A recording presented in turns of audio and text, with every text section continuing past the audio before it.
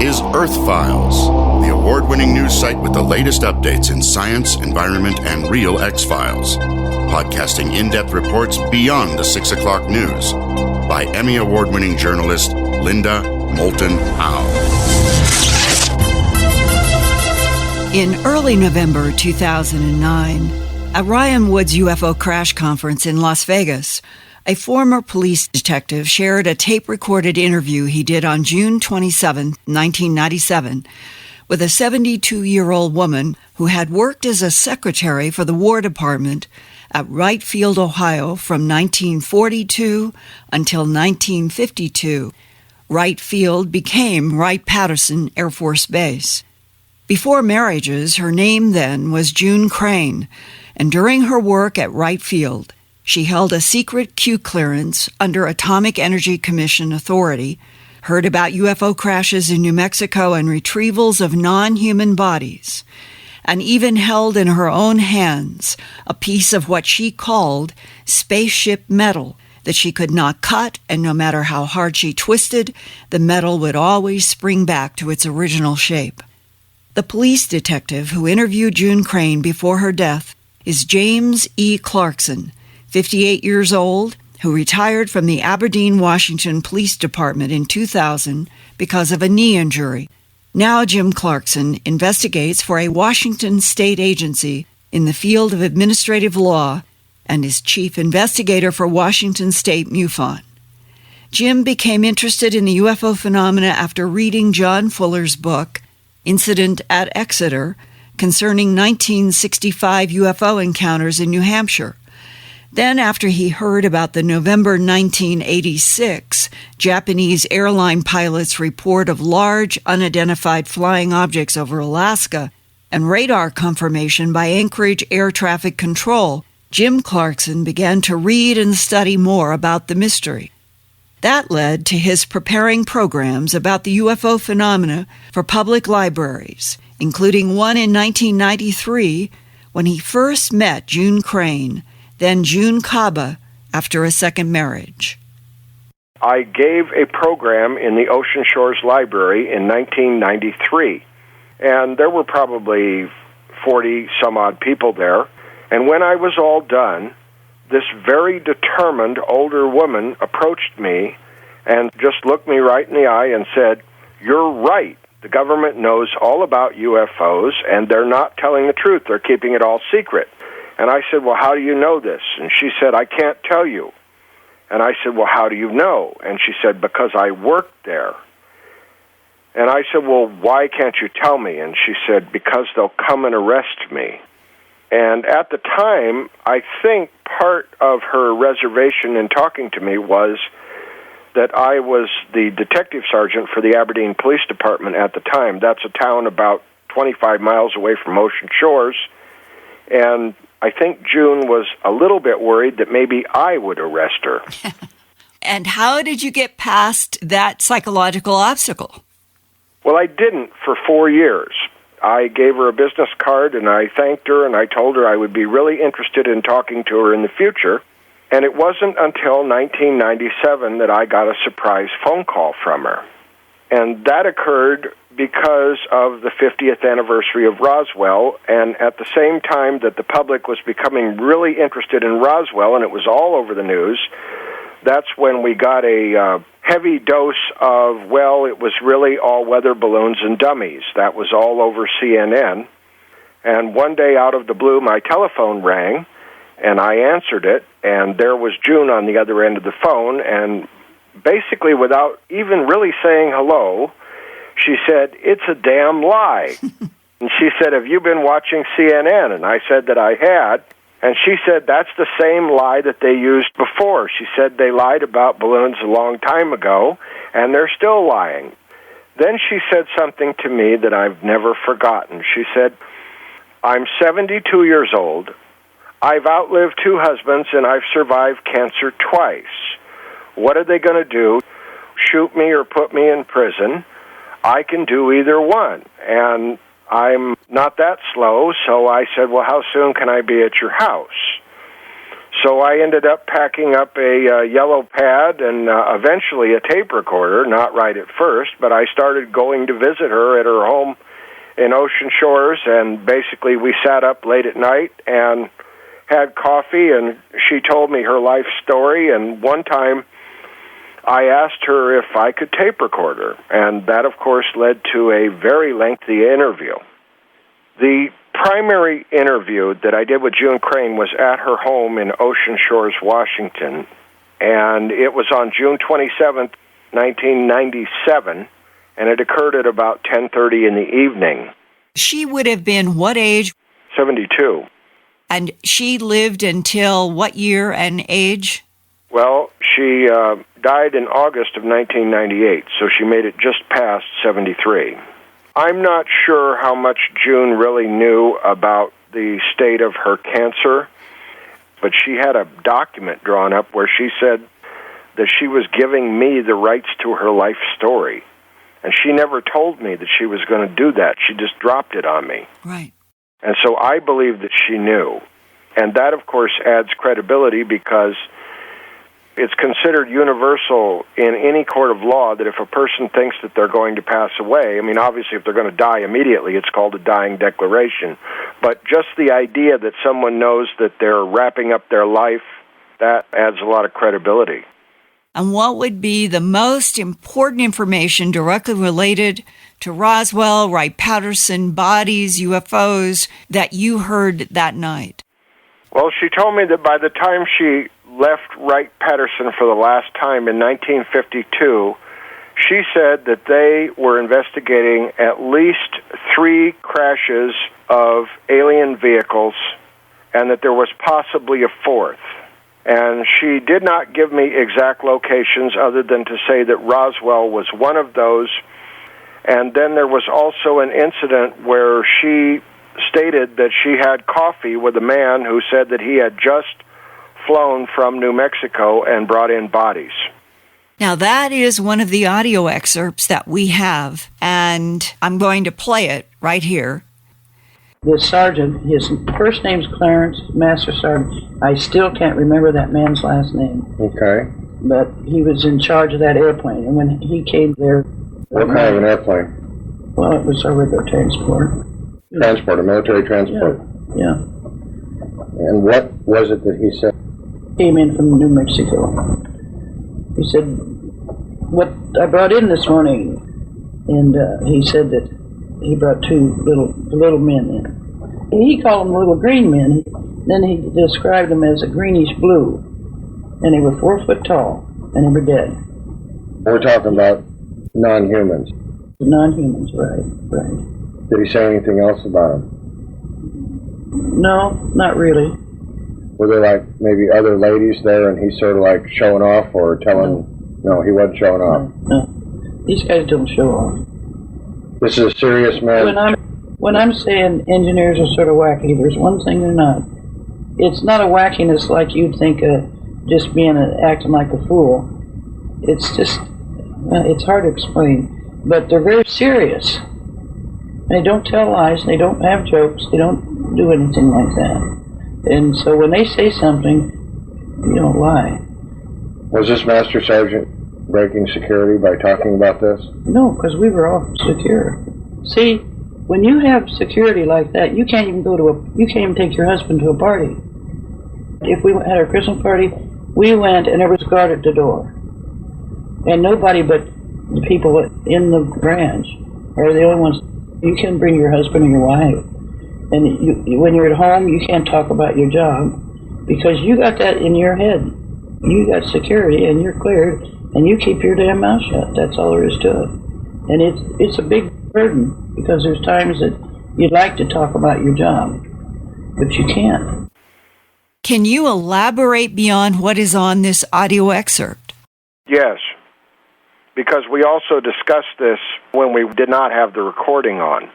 And she clarified that Master Sergeant Clarence, he started describing what happened, and initially everyone at the table was horrified, thinking that there had been a crash of a military aircraft, and everyone was sad and upset, thinking that perhaps somebody they knew had died in this crash. And then he clarified that no, the people who were killed were not human, and that this wasn't a crash of an airplane.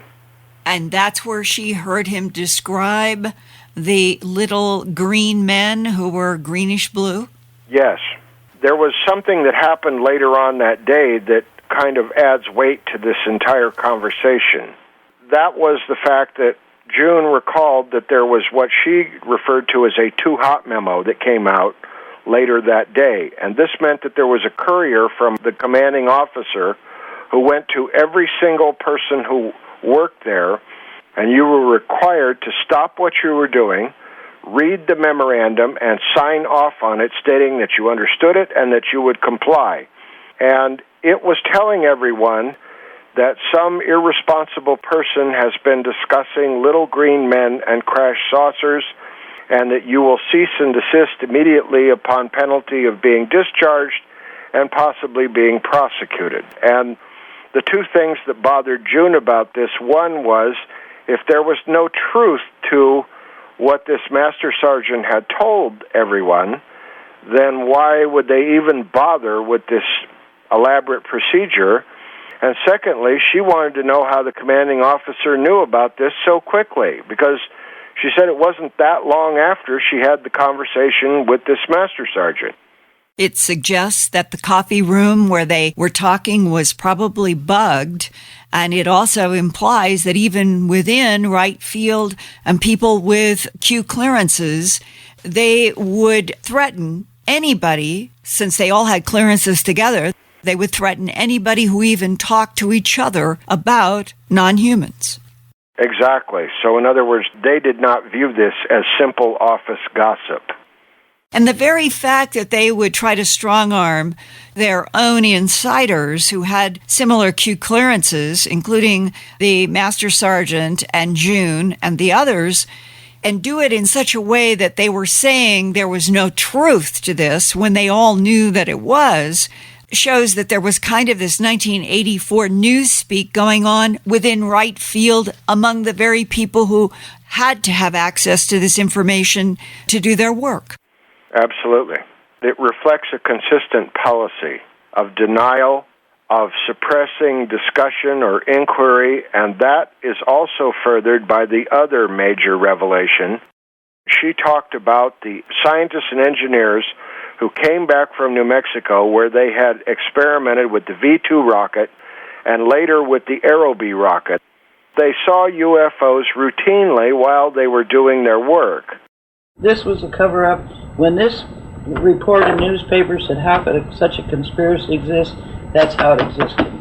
Because it was right at the very start of it. Project Blue Book was not formed to investigate those things. It was formed to stop the people from thinking that's what it was. And somebody else was actually investigating them. Right. They were being investigated by the Project Blue Book officers, yes. That's what Project Blue Book was all about. It was to try to squelch all talk of UFOs. If I remember right, you mentioned that people in this group went to White Sands to do testing and then came back? Yes. And did they say that anything unusual had happened to them? Well, they said they were just as thick as fleas up there.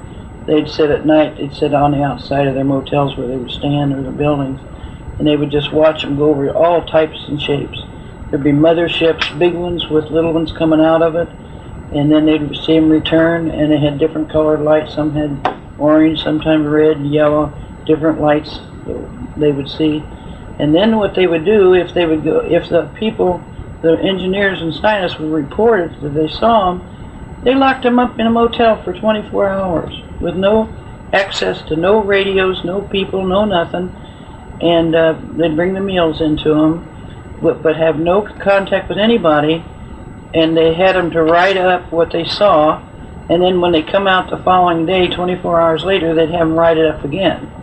And like the engineer said, to hell with it, I'm not going to report anymore. I'm not going to be locked up for 24 hours. This accomplished two purposes. One of them was, obviously, they got at least two different accountings of whatever it was that was observed, and then they basically discouraged these scientists and engineers from discussing it further or reporting anything else in the future. She talked with you about a subject that many of us have heard bits and fragments about, and that is metal that was found in the Roswell debris field. Well, this is perhaps the most fascinating story, because here we're going from being an indirect witness to being a direct witness, because she said that she actually got to handle the metal. Someone actually showed you a piece of something. Yeah.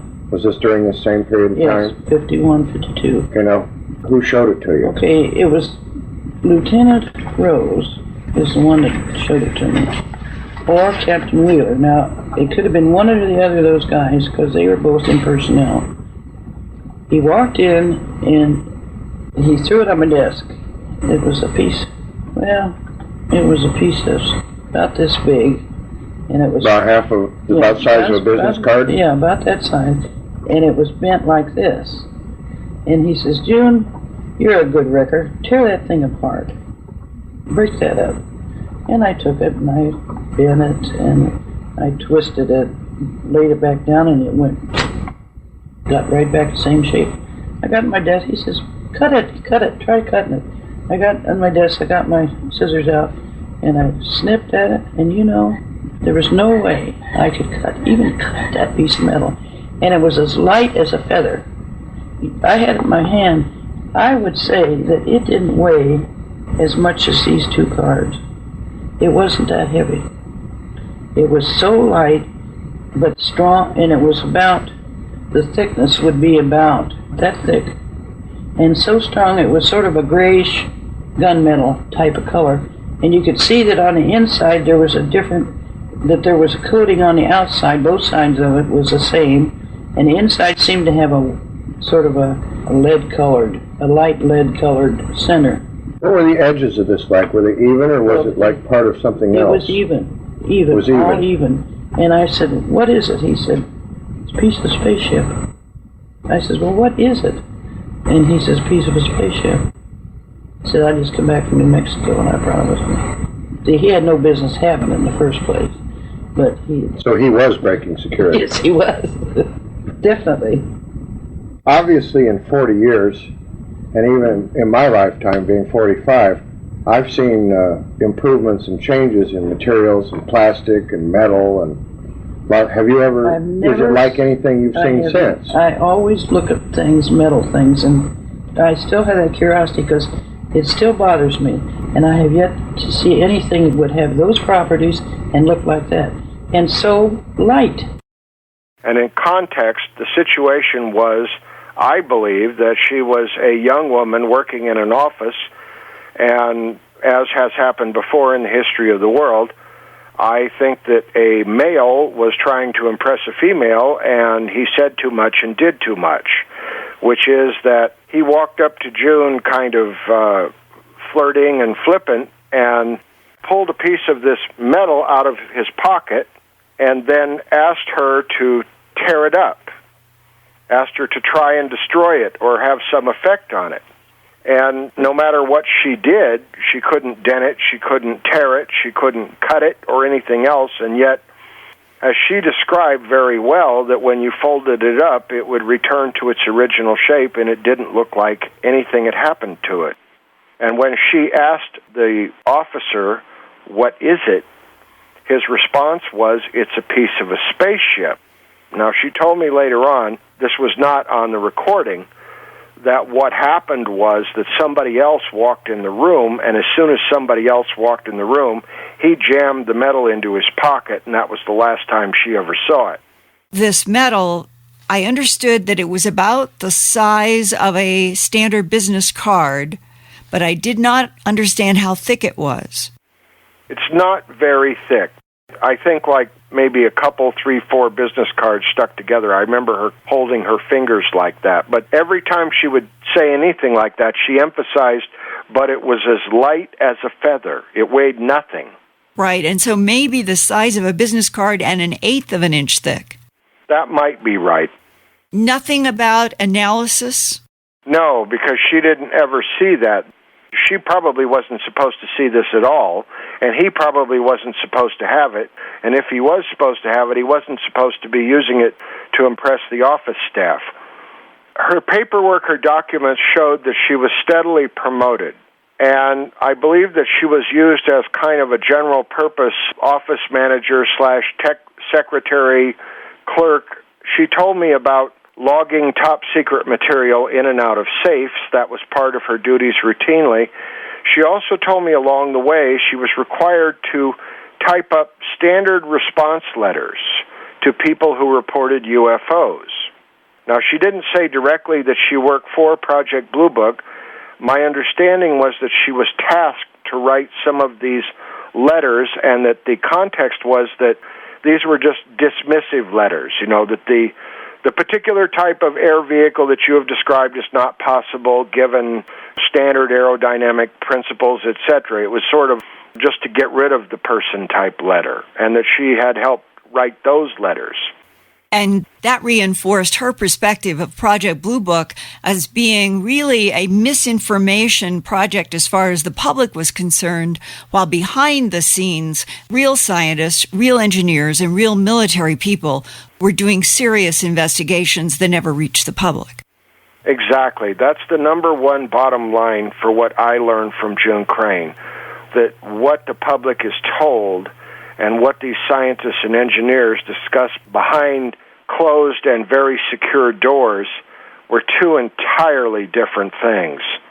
And that she even had to take the typewriter ribbon out of her typewriter and put it in a safe every night? Absolutely. In fact, she told me one time she got in trouble because she left one piece of paper in a drawer in her desk. She told me that they took security. They were extremely serious about it. And in fact, she described on one occasion that there was another person she worked with that she was suspicious of, and she described in detail how that person eventually got picked up by the FBI, and she never saw that woman again, and they actually took her desk away. What is your perspective on why the overwhelming policy of denial in the interest of national security in its requirement for everyone involved to lie? I think it starts back with one word: fear.